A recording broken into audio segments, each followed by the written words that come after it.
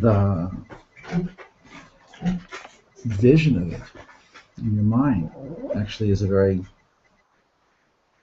when you see other people, you know, who are a few years older and who are already there, so you can envision your mind, you know, in a very special way, your own self being married and with children and rejoicing with your wife, your family, and it's actually good to do that. You're in a sense, you know, tuning into, you know, something. We don't know how time works when it comes down to it. Maybe we're going, you're seeing a combination of something past, present, and future. Past and future. Whatever. Okay. So we are, I don't know if anybody will come in. In the meantime, we'll just start. I like to start every class with sitting comfortably, having your feet flat on the ground. You're sitting comfortably and in your chair in such a way that you're not leaning against the back of your chair, but you're using your buttocks to balance you. You don't need to lean to the back, and you're not straining your back in order to stay straight. You find you can move your shoulders and you can move your neck and get into a comfortable position and start to breathe. Start to feel the air coming in and coming out.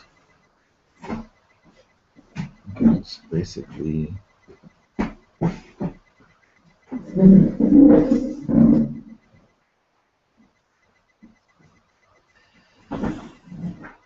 being aware your air coming into your stomach, coming into your chest, your stomach expanding, your chest expanding. Again, getting comfortable and being straight in your head. This the thing is about our necks, is where a lot of tension is. But this kind of sitting, we're trying to get to a place where, in a sense, the head, which is the heaviest, one of the heaviest parts of our body, we're holding it up without any tension. So let's feel the back of our necks.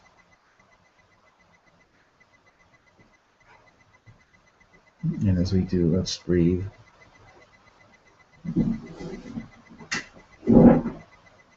We're just sitting comfortably, kind of using the floor, our feet on the floor, flat on the floor, and we're sitting straight in our chairs with our bottom buttocks pressed back up against the back of the chair, so that we can get the full weight on the chair itself, and then not have to put any pressure or undue torsion on our backs. And then once we're in a pretty good position, you feel any warmth in the back of our shoulders, our spine.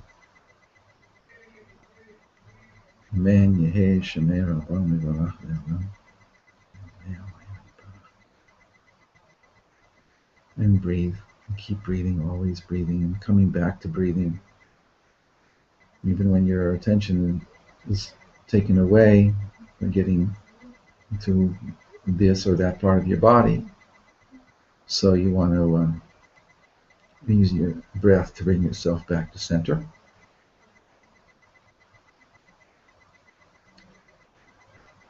And with all this concentration on your body, on your posture, on your sitting, on feeling your feet on the ground and feeling your legs, feeling your seat, feeling the bottom of your spine, feeling your back, feeling your shoulders, feeling your neck, feeling the back of your head and the top of your head. With all your attention on that, So it kind of focuses you away from extraneous thoughts. It brings you back here into the moment, into your body.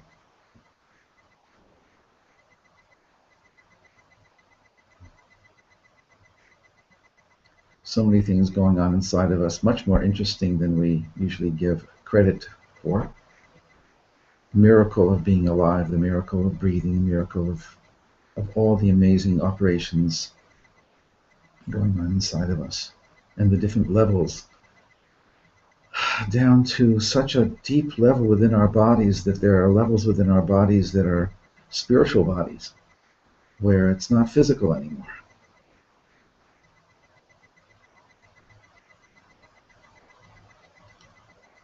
So kind of this is an invitation to those levels to feel comfortable and to be happy to be here.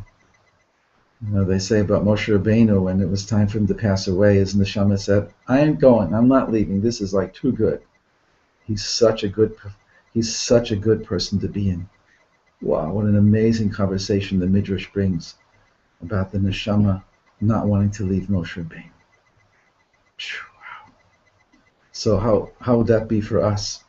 If we were such good hosts for our neshamas, that our neshamas mamish really completely filled us, and we're so happy to be here, and allowed us to be so one with our neshama that it's just like unifying all the different levels of us. We're all one whole amazing person, and we're all one with each other, and in a way also. Excuse me if I keep talking, but I want you to please breathe as I talk. I was reading the Zohar today, an amazing Zohar, in Zohar said that Adam Arishon was a kisei. Adam Arishon and Chava, they were thrones for Atzilut. The Zohar emphasizes this so deeply, so beautifully, says that Adam was mamish not even looking at Chava. He couldn't even look at her she was so beautiful, the light was shining in her, and the light was shining in him. They were literally a throne for all the Sfirot Elionot, for the supernal Sfirot. And you can just imagine, this is not talking physically, this is talking spiritually, the level of consciousness that they were at.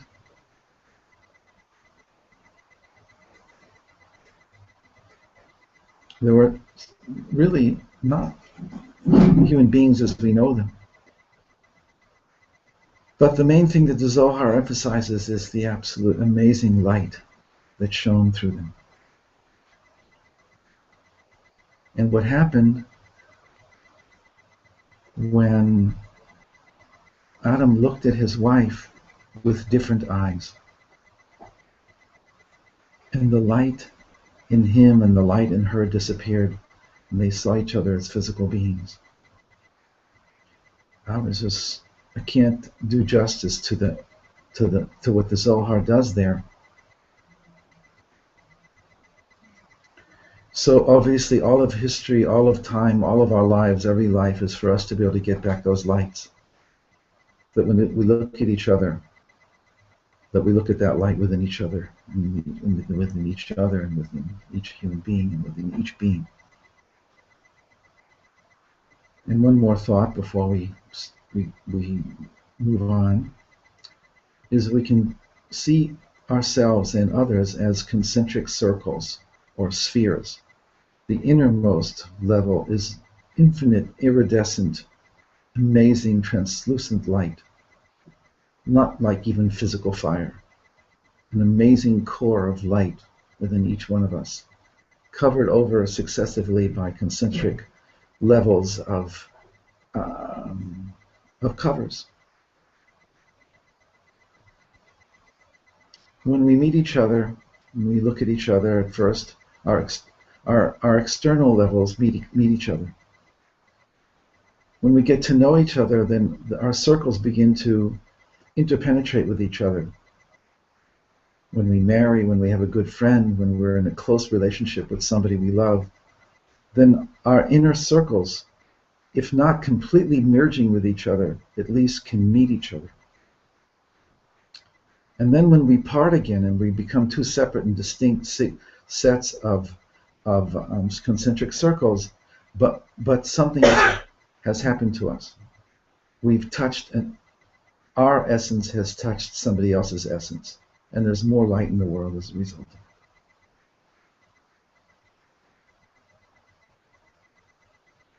So let's just let that permeate us a little bit, that we're in Hashem's light, His light permeating us at all levels.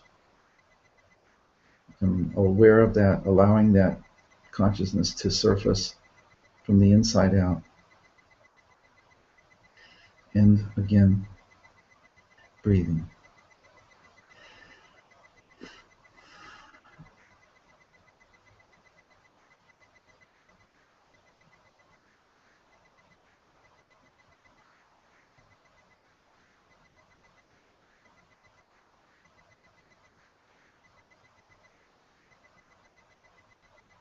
Feeling your skull, your brain inside, if not feeling it literally, but being aware of your skull.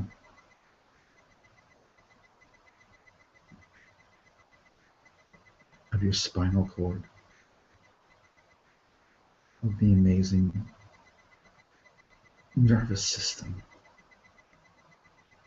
It's like, we call it electrical, but that's just a word. It doesn't do justice.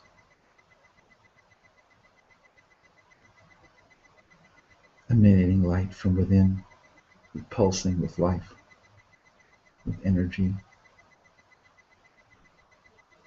Where is God other than here?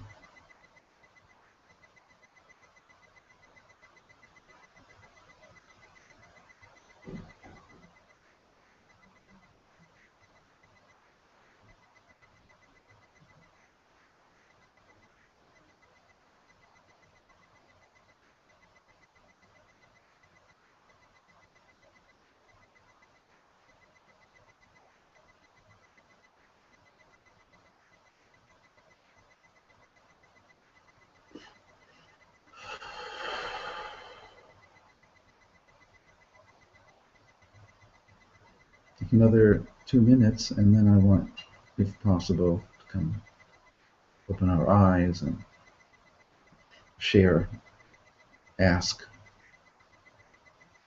Let's talk for a little while with each other before we go to the next stage. I'll tell you to please continue to breathe at this point. Feel comfortable in your body. To know that the soul and the body are one single entity. The soul manifesting through the different aspects of our bodies. To feel our soul in our eyes, our soul in our ears, our soul in our tongues, our soul in our mouths, in our garon, our throats, in the back of our neck and our shoulders. The light of our soul penetrating and interpenetrating every cell, every aspect of our body.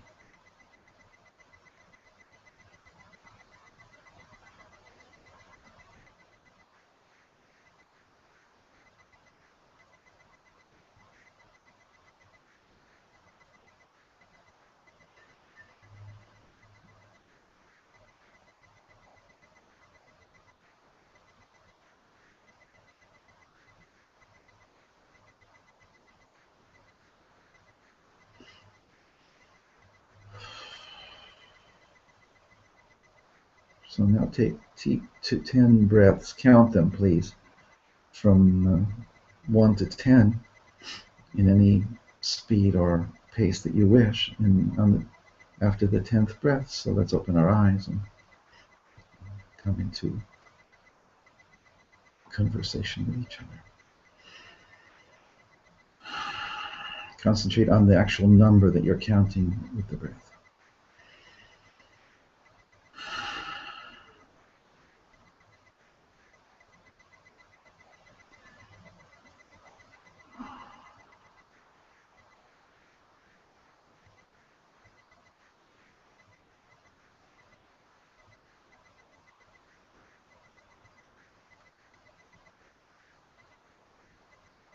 You don't have to rush it. Make sure you keep the count.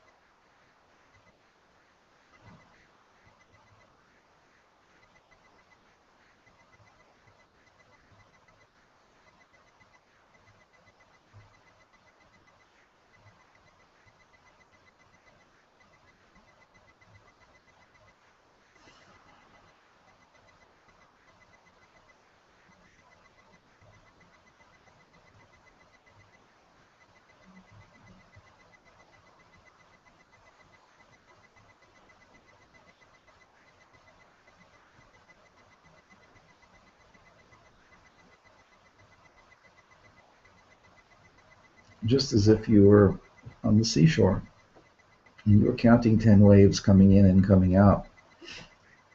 And you say, oh, I want to stay here. I love this. It's so special. So you can just say, I want to come back to this anytime I want, because I've set an awareness of what it is. I've been in it, and I know what it feels like, and I want to be able to do it again. That's all you need to do.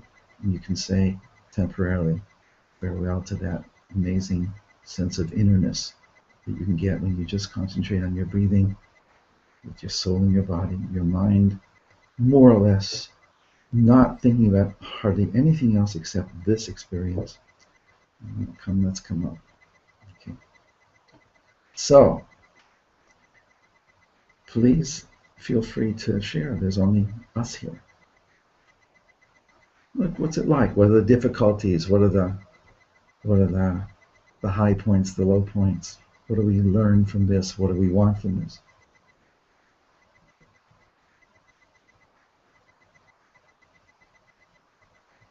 I'm struck by how absolutely precious and holy the eyes, the ears, the nose, the mouth, feeling it from the inside, like you said, because you were bringing the consciousness from the soul light, radiating out from, and it coming out through the body. So I was sensitized to that. Like I so often walk around from the outside looking at myself rather than from myself, in a way. So it was such a profound feeling. Wow, so simple. And we can do it. We can do it. We're taught from early childhood to look at ourselves as our parents look at us, and as our peers look at us, and as our brothers and sisters look at us. And that's like becomes normal for us to look at us as others look at us. And like, what about me? Hello, I'm in here. No, I don't pay attention to you anymore. Like I know my soul is there. I'm tuning into it a lot, but it was this big. And then there's the body. There's a space between the soul and the body. The soul was inside, but then there was about this time with this meditation. So the soul expanded to the perimeters of the body. I puffed out with the soul in the body. Rather than, I always know my soul's in my, inside. Right, where? And I feel it, of course, a lot because I'm that kind of person that tunes into that. But it was smaller somehow. Now I let it expand. Very nice. I can imagine experimenting, although what you said is wonderful, and I don't even want you to take this the wrong way, that I'm telling you that you didn't go far enough. is that, no, well, wow, that's amazing. And if I can do that, I can ask to see my soul expand beyond my body, Yes. because my soul is not limited by my body, and therefore I can walk around knowing that I'm not only carrying my soul within me, I'm surrounded by my own soul. And really, at a certain point, it becomes not mine, because what's mine? Who am I? Right? There's a place, there's a space, there's an interface between me and the Hashem, me and my higher soul. That, like, where do I become me, and where do I become that it's not me? Anyway, these are nice things to know about. So thanks for sharing that. Mona Lisa. Shalom, shalom. How are you, Leah? Good. Hashem. Yeah. I want to share that I worked on a computer all day, and I'm so busy doing these things, and it's so hard to get into this place, and I want to get there, like, in the middle of my day when I want to take a break, but I don't do it enough. You know, when you're busy with life, you forget to really tap into your peaceful state. And so it's nice to be here once a week. But you want to go to sleep. I want to do it before I go to sleep, but then I get too tired. And then I go to sleep. Okay, but it is really not anything other than just Not being in yourself, and whatever awareness you can allow to emerge. Right. It's almost like stillness. Stillness. Okay. And peacefulness within yourself. In other words, it's really an idea that to feel at home in myself. This is a temporary home, but it's a very beloved home to us. We don't want to get rid of it too quick. Right? We like this home. The earth and our bodies and this world with all of its problems. Anybody with his right mind does not want to give it up. When the time comes, it'll be soon enough. In the meantime, to be able to be at home in my body, right? That's one of the ideas here. Right? Because my body's a temple, my body's a mikdash, and just like Hashem dwells in this world, and the world is his mikdash, and in the mikdash the Shekhinah dwells, and the soul dwells in the body. So yes, I want my soul to dwell completely in my body, just as the Shekhinah dwells completely in the Shekhinah. How do I do that? Right? How do I make myself a fit vessel? So then it has to do with my thoughts, my emotions, my physicality. Maybe I feel that I've done things that I'm not worthy of godliness to be within me. So you have to clear that. Is that how it works? If I've done things, and of course it is part of our tradition, but there's another side too. One side of our tradition says if you've done certain things, Hashem distances himself from you. If a person has done really serious things, the soul distances itself from a person in a moment of kas, in a moment of anger, when a person is not even themselves and they say and they do things and their whole thing is like, right? And you'd say to them right at that second, hello, what are you doing? They say, get out of my way, and you can't stop me. Just come back to yourself. So we have to do that to ourselves, even though it's not as dramatic. We have to come back to myself and just be, wow, I got so carried away. I want to be in myself. This is the place Hashem wants me to be. So if I don't even go inside, and so nobody else is going to go inside, I call it the Holy of Holies, the empty Holy of Holies. Oh, I can't go in there. It's too sacred. Hello, that's the whole point of it, is you have to go inside. Okay. You want to share anything? Sure. I found the when you were talking about expanding the soul through the neshama, through the whole, every cell, that was sort of my peak moment of relaxation, and that and the light metaphor, thinking of the concentric circles in this core that we all have, were sort of the highlights of that sit. So my talking during while you're in, how does that work? Is it it's not hypnosis or anything. I'm not telling you what to do, but I am. But my words, when you're in that quiet state, if they ring true to you, then you can actually feel what's being said, because it's coming from a deeper place in me, because I'm also with you in this. I'm not like reading a script. I'm really, So maybe it's an amazing thing that you could do the same thing for me. You see, you can create another person's experience, but you really have to ask Hashem to help you. That what you're doing is really bringing out reality, not trying to fabricate anything. So that's why the spine and the skull and the brain and the energy system, the electrical system, it's just putting words to try and approximate this amazing thing.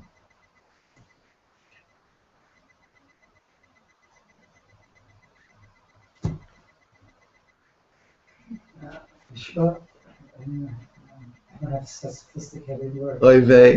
At the same time, just really, you spoke about the light from within, connecting to a person first on the outside level, the garment level, the skin level, the aura versus the aura. I am cutting that off just a little bit, trying to feel the light from within emerging. And a little bit, when I was praying to have that same vision, not just within myself as I feel in the light, but whenever I'm meeting people, I have to connect with them just on that karmic level. To help to see also that soul level of light. Masha Adam and Chava seeing each other for the first time. Again, for me that was, as much as it could be a distraction when you're talking, but like you were saying, for me its focuses me much more. Bless you. It's on page Pei Gimel, Amud Bet, of Chelek Gimel of the Zohar, 83b of Chelek Gimel. I didn't pay attention to which parsha. It could be Vayikra, or it could be Tzav, or it could be Shmini. But it's in that 83b. It's a little piece there. I could not believe what I was reading. Like, very unique. Okay, we are passing out a one-pager.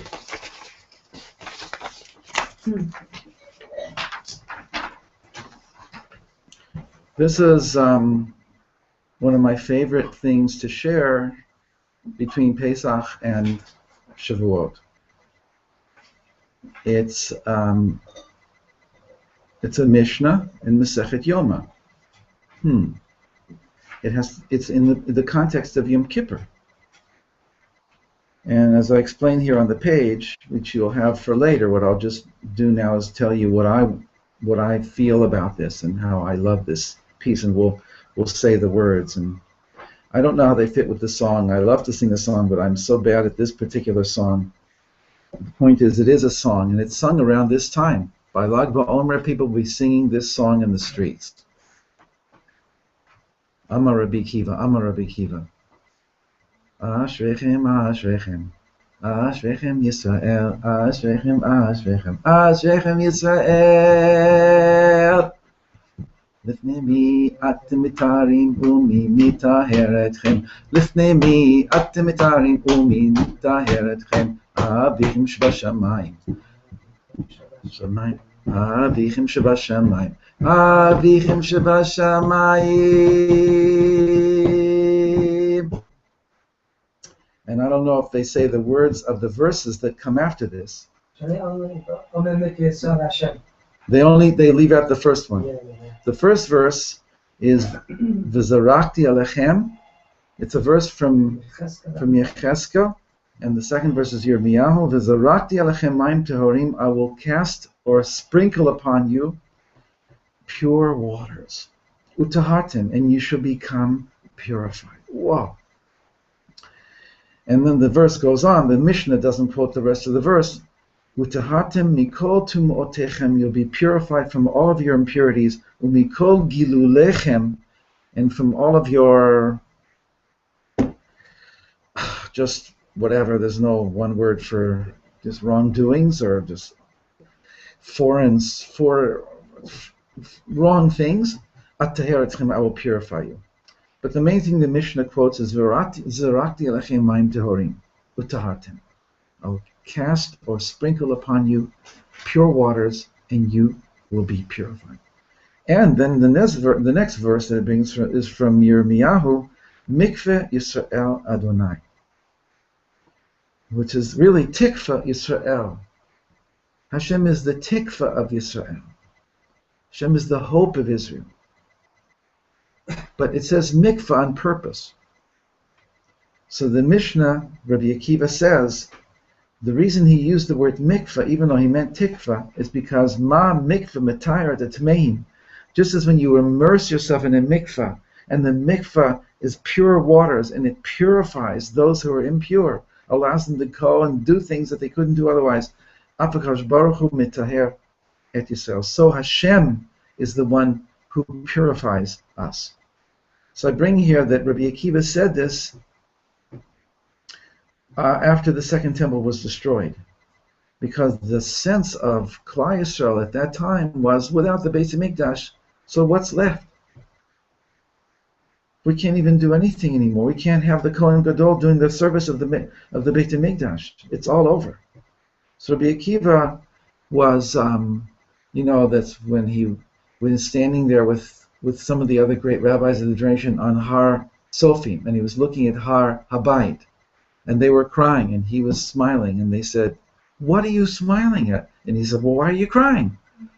And they said, "Well, it's obvious why we're crying. There was the Beis HaMikdash there, and it's gone. Why are you smiling?" He says, because if the prophecy was fulfilled that it would be destroyed, so the prophecy that it will be rebuilt is certainly going to be fulfilled. So Rabbi Akiva, in all these different scenes where he's so visionary, he's so beyond, he's X-ray vision. Don't think that the Beis HaMikdash is not there. It's there. We can see it. We can't see it. So here, Rabbi Akiva is saying there's no Beis HaMikdash, there's no Kohen Gadol, but for sure don't give up. Hashem is the one who purifies us. Don't get caught. Okay, fine, it would be wonderful to have the Beis HaMikdash down here. There's no question about it. But if there's no physical Beis HaMikdash, you think that there's no Beis HaMikdash. So that's basically the way I see Rabbi Akiva, his eyes, to look at the world through Rabbi Akiva's eyes. And of course the rabbi is there when he said that the prophecy will be fulfilled, that the prophecy will be fulfilled, that it will eventually be rebuilt. What did he say? What did they say to him? Akiva nichamtanu, you've consoled us.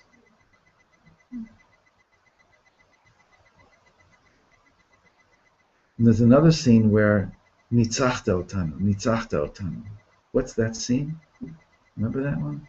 You nitzachta otanu. Okay, maybe that's Baba Metzia, another scene with not Rabbi Akiva. Whatever. Okay, excuse me. So this little Mishnah, it's the end of a Mishnah, and it's about Yom Kippur. But there's something about the words here that apply to right now, right here in our between Pesach and Shavuot, because the 50-day period from the day after Pesach, we count 49 days, and we then, the 50th day that we don't count, it's beyond counting.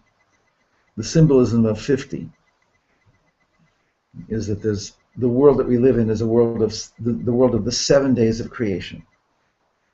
And like we're counting 7 days, which up for 7 weeks. So the 7 times 7 concept gives us 49. And 50 is above. 50 is transcendence. And that's why it's perhaps not by chance that though first I have to say that 50 relative to 49 is the same as 8 relative to 7. Right? By us, 8 is another octave. It's like another level above. It's a higher level. So there's a lot of beautiful Torah about this, but I'll stay on the subject for the moment. So the bottom of this page, the last 2 paragraphs, it says one of the many code words in the Tanakh for the higher dimensionality the higher dimensional reality known as Olam Haba. In other words, the Olam Hazeh, this world, is the world of 7. 6 days of the week, and Shabbat is the 7th day, which is the spiritual aspect of heaven within the 6. If you'd see a cube with 6 sides on it, and you'd ask, well, where's 7 here? 7 is the meeting point of all the diagonals, from the points in the cube. You'd break it apart, it's not there. It's a conceptual point. 7 is a conceptual essence or core or spiritual nucleus at the heart of 6. We live in a world of 6, of 3-dimensionality, in space, and in time of 7 days, which is 6 days leading to 1. The Ari actually says 3 days lead to Shabbat. Shabbat is in the middle, and 3 days lead away. So just like the point of, in space of the point of 7 is in the middle. So even there's the way of looking at Shabbat as it's between Wednesday, Thursday, Friday on one side, and Sunday, Monday, Tuesday on the other. And it's called a bride walking between her bridesmaids. So the idea of 7 at the core. When we do Lulav, we do it in 6 directions, and the place that we're standing, so to speak, is the point of 7. It's the internal point within us. Now, 8, or in this case we're going to see 50, and really they're very, very closely related, is called Olam Haba. Is the world, the world that the level of existence that preceded our world, that transcends and preceded our world. And therefore, when on the holidays we're lifted up to those levels, or those levels shine down into the world of 7 and lift us up and clear us. Like we're in Mitzrayim, what did the rabbis say? The rabbis say that the light of Chamishim, the light from the world above, shone into us, released us from Egypt, and allowed us to be lifted up and carried on the wings of eagles. So we got out spiritually, physically. We got out. We were lifted up above this world. Moshe Rabbeinu was experiencing these levels. He taught us to experience these levels. We experienced this level collectively on the night of Passover. Amazing thing happened at midnight on Passover night in Egypt as the angel of death was passing through, and we were told to stay in our houses. A very powerful spiritual awakening happened inside of each one of us. The Midrash says, it's Yonatan ben Uziel, and it's in another place, but he says, we were taken from our houses on Leil Pesach to the Beit HaMikdash. There was no Beit HaMikdash, but we were taken to the Beit HaMikdash. And we ate our Pesachs there. And we were brought back, and we left Egypt in the morning. I wrote all about this, and I say, this is crazy. You can't say that. The Torah itself says, don't leave your houses. You're not allowed to leave your house all night. It's dangerous. How could the Midrash say that we went to the Beit HaMikdash? So the answer is, my insight is, that the walls, the physical reality of Egypt disappeared, and we were in the heavenly Beit HaMikdash. We were in heaven consciousness. And in heaven consciousness, Paro is nothing. Egypt is a klipa, is a shell, it falls away. We were in a higher dimensional reality at midnight on Pesach. And because we did that, because we experienced that, that was why we could leave the next day physically. You left spiritually first, and that prepares you to be able to actually walk out physically the next day. Okay, why is all this important? All this comes from the level called the level of Hamishim. And it's a hint in one of the verses where it says, B'nai Yisrael alu hamushim me'eretz Mitzrayim. We went up out of Mitzrayim hamushim. And the word hamushim is written without vowels, and there's no vav in it.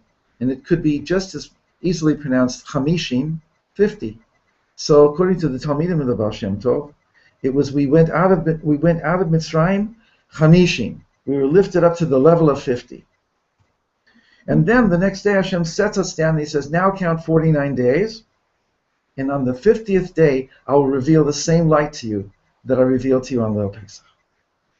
So this is a little microcosm of all of history. As we're waiting for the Shavuos, we're not just within the small paradigm that we're just reliving Shavuos as they did at Sinai, which was great. But we're saying that the end of history is called Shavuos. The end of history is called Shabbos. The end of history is called Purim. It's all these things. But in this particular case, it's just as true and very specially and very powerfully true that the end of history is a Shavuos, a Mount Sinai experience, where we say in Musaf every Shabbos, V'yashmi'enu le'enei kol chai, and this time you will speak to us and let us hear you in the eyes of all mankind, not just us. So the Shavuos at the end of history is like magnified 1,000,000 times over. So, with that as an introduction, it says here, one of the many code words in the Tanakh for the higher dimensional reality known as Olam Haba is me. In simple Hebrew, the word me means who. Rabbi Akiva says, who? Before whom do you purify yourselves, and who purifies you? Yes, it's a question. It seems to be very clearly a question. The answer is your Father in heaven. But in the code language of Sod, of Kabbalah, however, it refers to Olam Haba. Me refers to Olam Haba. What does that mean? How does that work? One reason for this is Gematria is Gematria 50. Mem Yud is 50. We can now understand the depths of Rabbi Akiva's words. Lifnei mia temitarim, before me do you purify yourselves, corresponds to the 49 steps. Before 50. Before me. The 49 steps that lead to the me, i.e. that precede the level of the great 50 at the end of history, when the light will shine and it'll just be so amazing. So the 49 days that lead up to the 50, the light is diminished greatly, and as we see at the end through the verse in Yechezkel, Hashem is only dropping little drops of light on us, sprinkling little drops of light on us, just enough to keep us going, but making sure that we be the ones who we do the purification. Atem mitaharim. And before the 50, atem mitaharim. You have to do the work. The idea of the Omer period is we have to do the work. And we get help, but it's not too much, just enough. Back at the bottom of the page, 49 steps that lead up to me, i.e. that precede the level of the great 50, just as the 49 days of the Omer period precede Shavuot, and the 49 years of the 7 Shemitas precede the 50th year of the Yovel.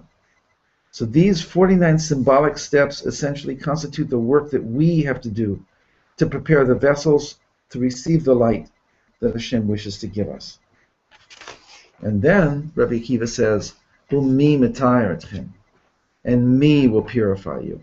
And that corresponds to the level of the great 50, the infinite light of the Ein Sof flowing down through Keter to Chachma and to Bina, crowning our efforts beyond anything we could ever attain on our own.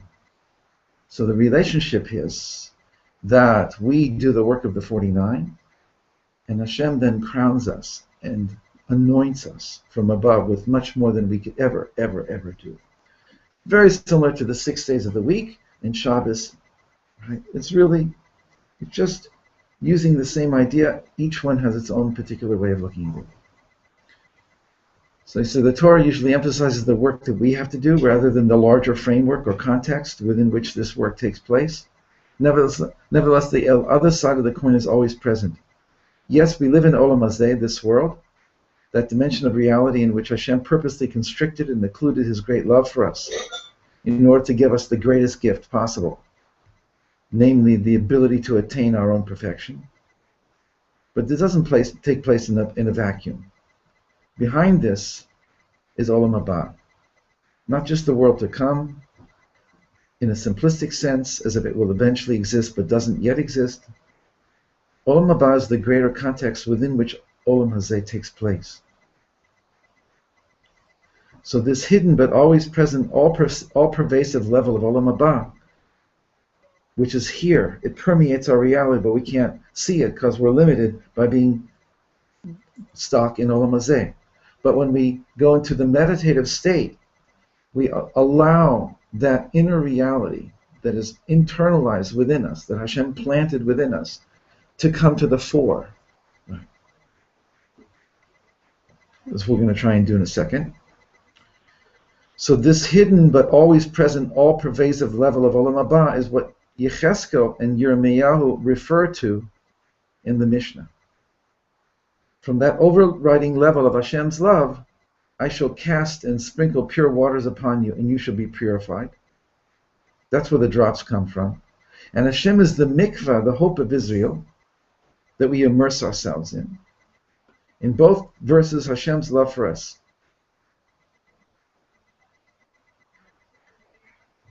is couched in the metaphor of water. And the difference is that Yecheskel's sprinkling corresponds to the measured drops of divine assistance we received during the 49-day period leading up, or the 49 period leading up to the Great 50. Yecheskel is the drops, and Yirmiyahu is the immersion in the mikveh, the total immersion in the mikveh, in the great sea, the great ocean of godliness. So the beautiful, beautiful way that Rabbi Akiva set this up. And then what you realize afterwards, well, if really I'm now in the mikveh, I can look back and understand how awesome the drops were. So subtle that most of us don't even get it.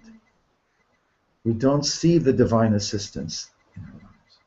So what Rabbi Akiva is waking us up to is what he usually always was waking us up to, is the hidden reality behind the revealed. So down at the bottom, I said, based on the idea that Lifnei Mi corresponds to the 49 steps that lead up to the Great 50. So the verse in Yecheskel, which speaks about sprinkling, refers to the divine assistance that we receive during the self-purification period. Although these are only drops, they are extremely needed to help us to continue on as we make our way towards our goal. The verse from Yirmiyahu, which speaks of complete and utter submersion in Hashem's loving waters, corresponds to the level of 50 itself. The dynamic is always the same. We are always asked to do the best we can to start the process of return. In the Zohar, this is known as Itaruta Dilatata, awakening from below. We are given assistance during this period, but it is more subtle and hidden. This is the level of Yecheskel's drops of water. Only we have to have made the effort to begin, seemingly against all odds, does Hashem arouse and reveal His great light from above, Itaruta Le'ela, the awakening from above. This is the level of Yirmiyahu's mikveh. This dynamic is embodied in certain sets of verses scattered throughout the Torah. You shall circumcise the foreskin of your heart. Hashem, your God, will circumcise your heart. You have to start, and you do the best you can, and Hashem says, right, now that if you started, I'll help you. You shall return to Hashem, your God, and heed His call. Hashem, your God, will return and restore your captivity and have mercy on you. He will return and gather you. So when we return, He returns. Reb Nachman says that Hashem does tshuva when we do tshuva. So to speak, Hashem, it says, I'm so sorry that I had to hide myself from you. I'm doing tshuva. So what I'd like to share with you now is based on this. Okay, so let's talk about what we want to do for a second and see if we can make a flight plan. Okay, sit comfortably. I want you to not lean on anything, and you need a chair that's really good, and you need space. Can we give you more space there? I'm good.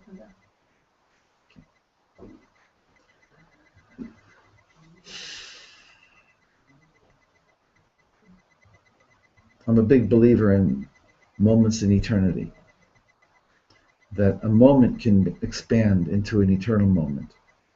It's not, if we're just in sequential time, it's very hard to be in the moment. It's already gone before you, hello, the moment's gone. I wanted the moment. I can't get the moment. It's like slippery. I can't fit in my hands. Of course it can't, because you're in sequential time. When we're talking about eternity in time, or eternal moments within time, it's almost like driving a wedge into the flow of time. It's like, I want to live in the moment. It's not seconds and sequential time anymore. It's a different sense of time. It's time above time. There's actually a commentary on the Psalms by, his name is Meiri, Rabbi Menachem Meiri. He lived over 1,000 years ago. And he says on the word Selah, which occurs, the first time it occurs is 3 times in the third Psalm. He says Selah musically is a pause in the beat. Selah as an indication for the one who's playing the music for this Psalm to a pause in the beat. I don't have the exact words here, but I don't want to take the time to get it, but actually, I have it real close. Like a bridge in music, or like tennis? The way he says it is interesting. It's right here, really close. Is it Psalm 3? Where do I have it?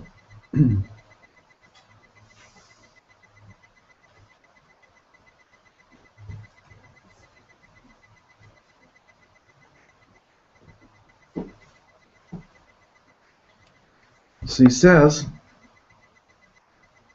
3 verses in Psalm 3 conclude with the word Selah. What does this mysterious word really mean? Musically, the word Selah indicates a slight pause in the beat in preparation for moving on to a new level or idea. The word itself means literally eternally, forever, or any exceptionally long period of time. This is where Meiri comes in. Any exceptionally long period of time, whether projected into the distant future or retroactively into the distant past. I don't know how I got it, but I got it. I have a book of Tehillim for the parish of Meiri, and I translated it, any exceptionally long period of time, whether projected into the distant future or retroactively into the distant past. Selah. What is a pause in the beat, if not a pause in time? And what is a pause in time but a breaking out of time into eternity, or a corresponding breaking forth of eternity into time? So what I'm trying to say here is Selah is not just like this little technical thing. It's a pause in the beat, and the beat is time. And when you're playing music, a pause is a very important thing. And so in consciousness, a pause is important.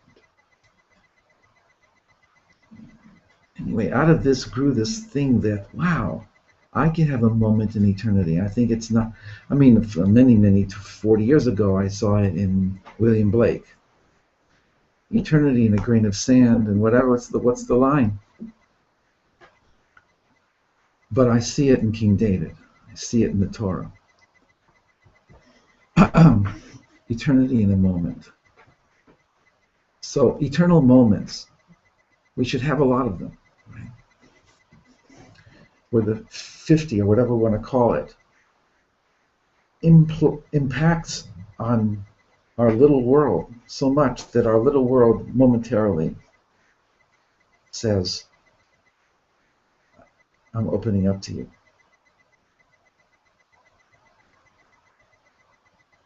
I guess maybe symbolically that's what it means that the sun stopped and the moon stopped. Time stopped. So how do we do a meditation based on? So let's get into our breathing. Breathing.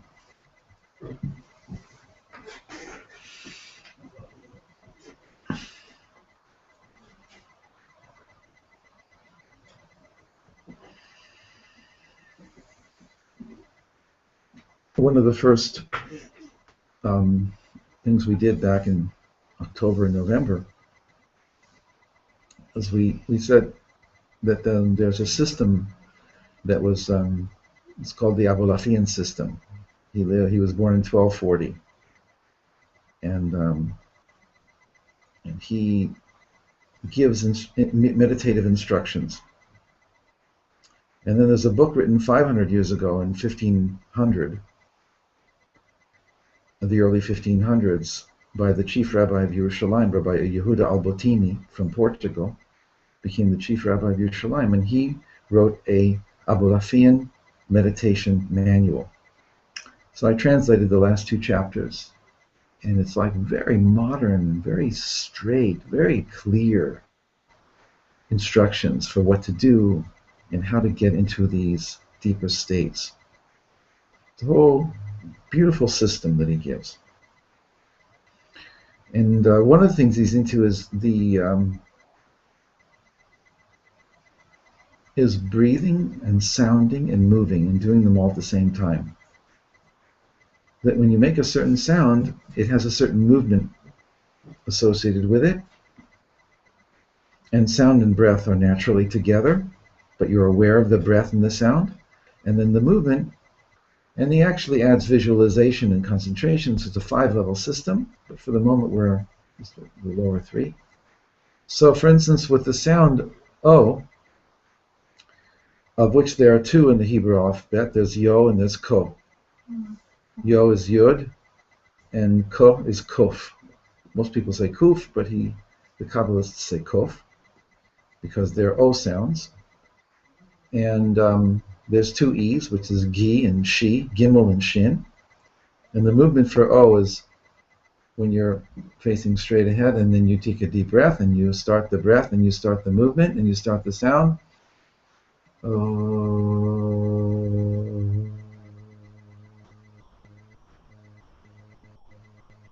There's only so far back you can go. So the slower you move, the better.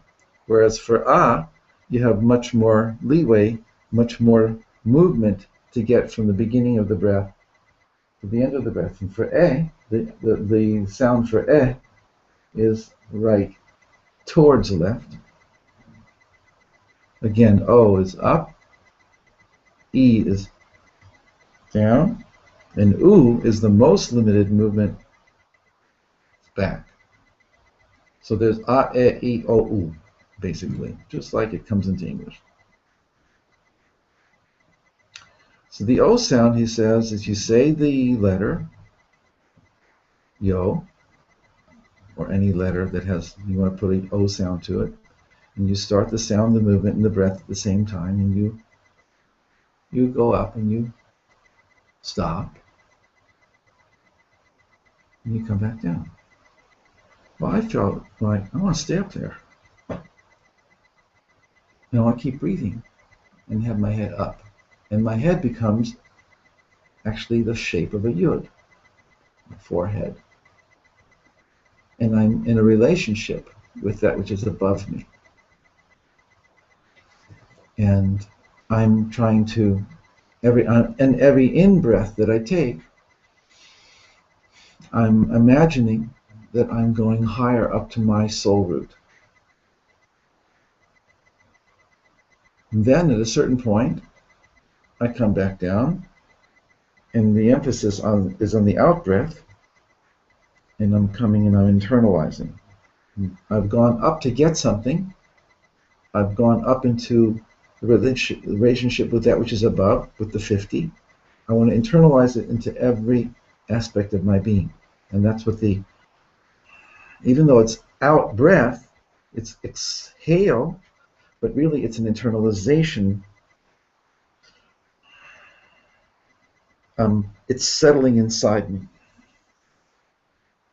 And then I go, I stay, even my up breath is really not going up. I did that. I did all my ups even on my exhales and inhales. And now I do all my downs and my internalizations, my internalizations, all, even my in breaths, even my up breaths.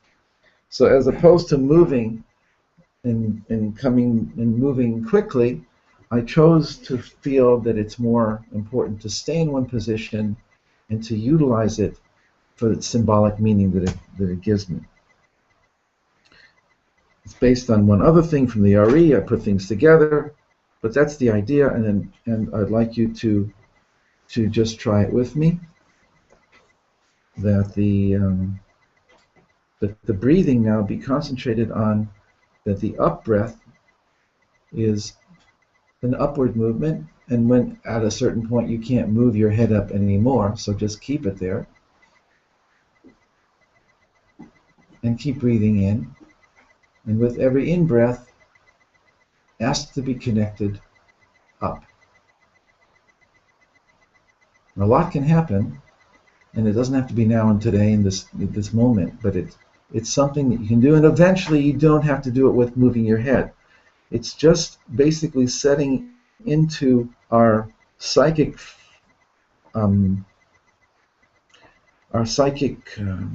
framework that up and down means something. Okay. So, any questions? It's simple of the simple. You get bored doing it. So you can direct your inner eye upwards, like focusing upwards.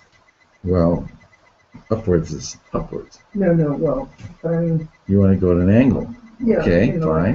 That direction, which is the way you're sort of saying you're angling your head. Actually, Rabbi Albertini says you should always face east. That's the way a Jew always faces. And then right is south, which is Chesed, and left is north, which is Gevurah, and straight ahead is Tiferet. These are meaningful directions. Rav Shlomo Carlebach had a wonderful meditation on Lulav, where you do. It will take him an hour to do. Because every when you're doing Chesed, you're doing thank you Hashem for all the kindness you've done to me. And you can get into that head, that place, and then you go thank you even for the times that have been difficult for me. East is thank you for my future, envisioning my future. Up is for the times you've lifted me up. Down, Hod, is for when even I've been down.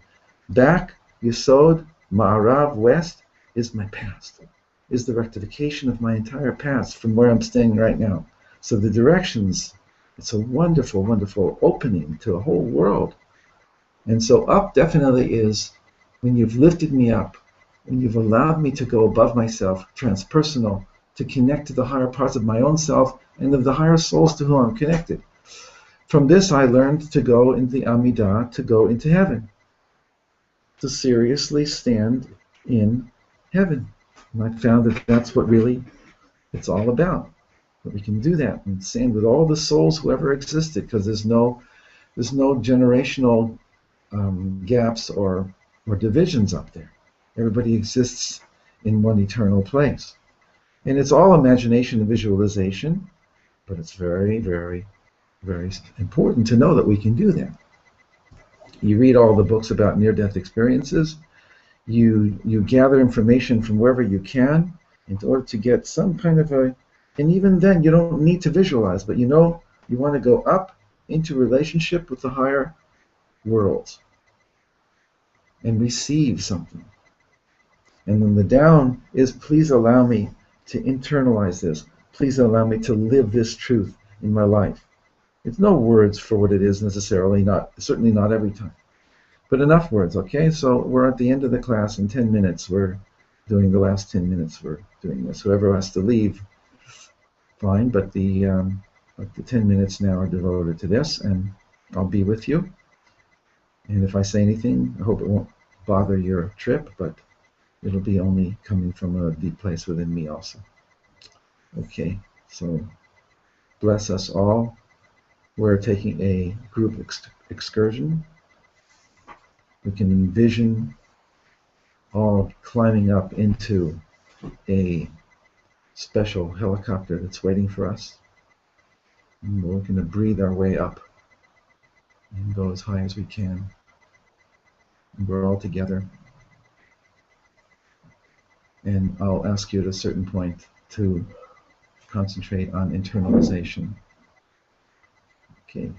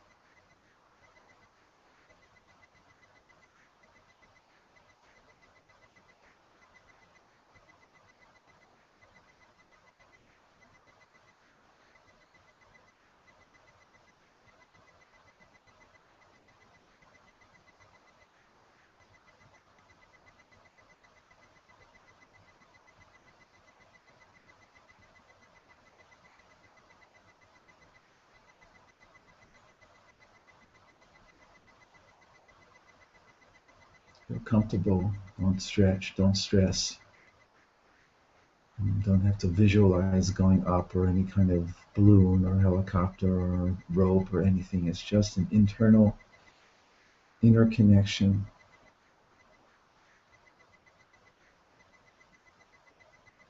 The breath is the essence, basic grounding. The entire thing is the awareness of our breath. You can hold it in at the top if you wish, or you can just let it out. You can make your throat slightly dilated so that it comes out more slowly, give you more time on being up. It sounds like this when you dilate your throat.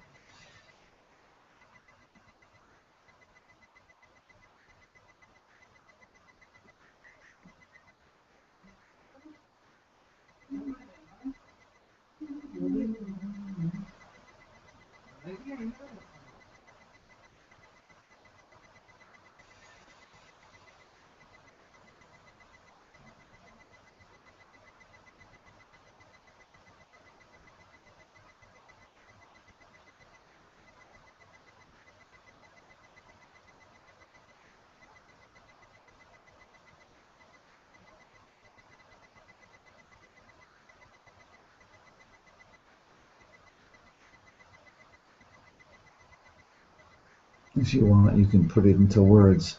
It's probably better than trying to visualize anything. Keep breathing, please. But the words are, please let me, let all of us down here begin to connect, to be aware of your presence in our lives, Hashem, of the higher souls with whom we are connected. Just keep that thought for a moment, so that we can look at our lives from our birth till now as one incredible journey that's been guided. That as much as it seems like we're all alone down here, but we're truly we're looked over, we're guided, and now we want to make that connection conscious. We want to become conscious servants and servers, believing that this is what humanity will eventually be able to completely get. We want it for ourselves, we want it for everybody, that there should be a influx of consciousness into the world through our little attempts. We're doing it with pure intention and not with any kind of infatuation with ourselves or how special we are. Just trying to serve and to use our instruments that have been given to us to become the instrument through which more light can come down from above.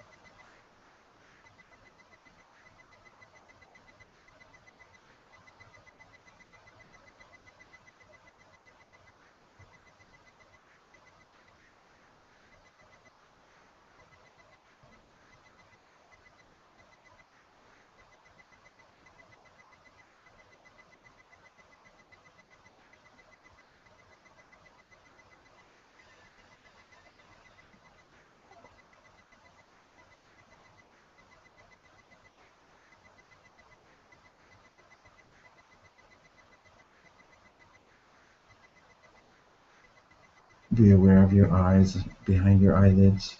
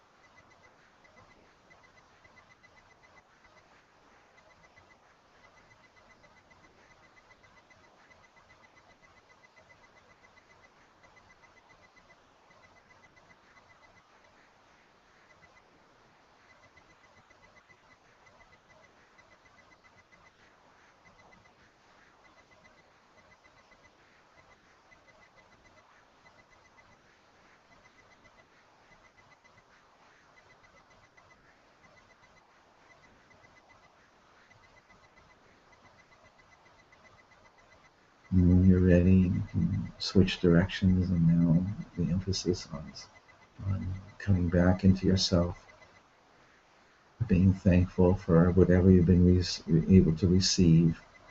It doesn't have a label on it. You don't even know what you've gotten. You can just believe that the actual meditation itself is the gift, and then take leave. Ask to be able to come back down into yourself with every breath, even the up breaths, with the internalization.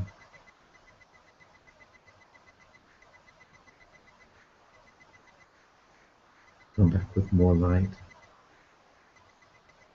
with more essence, more power. More power to be able to do what you need to do in every aspect of your life. Knowing full well that behind you is not only loving beings who care for you and who have been overseeing and watching and guiding you, but Hashem himself, the Infinite One, who cares for you. He cares for each one of us and all of us.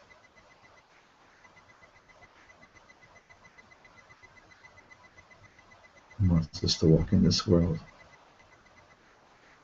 conscious, aware of his incredible presence inside of us now. And all the negativity and the foolishness and the bravado and the ego of mankind should be loosened, softened.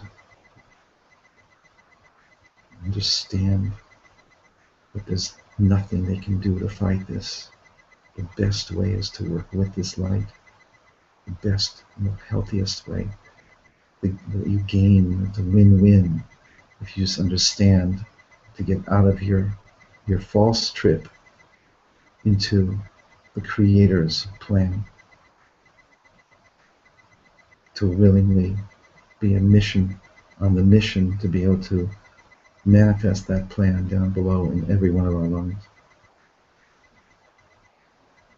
to rejoice in serving the Creator, serving Hashem's plan, to know that it's a good plan. To be warriors for His light, of His light, with His light. We have to protect ourselves and others from influences that are negative and unwanted. To be able to know what we need to do and when we need to do it. To be able to take moments in eternity, even when we're at work, even when we're doing things and we're harried. Especially then, is to take a deep breath and to know that we're surrounded by Hashem. So this is the gift that He gives us. This is all that we can give us.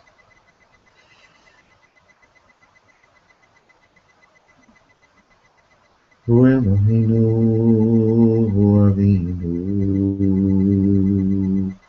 Hu Malkeinu, Hu Moshienu. Hu Eloheinu, Hu Avinu, Hu Malkeinu, Hu Moshienu. V'hu Yoshinu Iganenu Shenit na na na na na na Lemon. V'hu Yoshinu Iganenu Shenit Le'ene kochai lemor Hendarti etchem acharit kereshit Liyot lachem le'Elohim.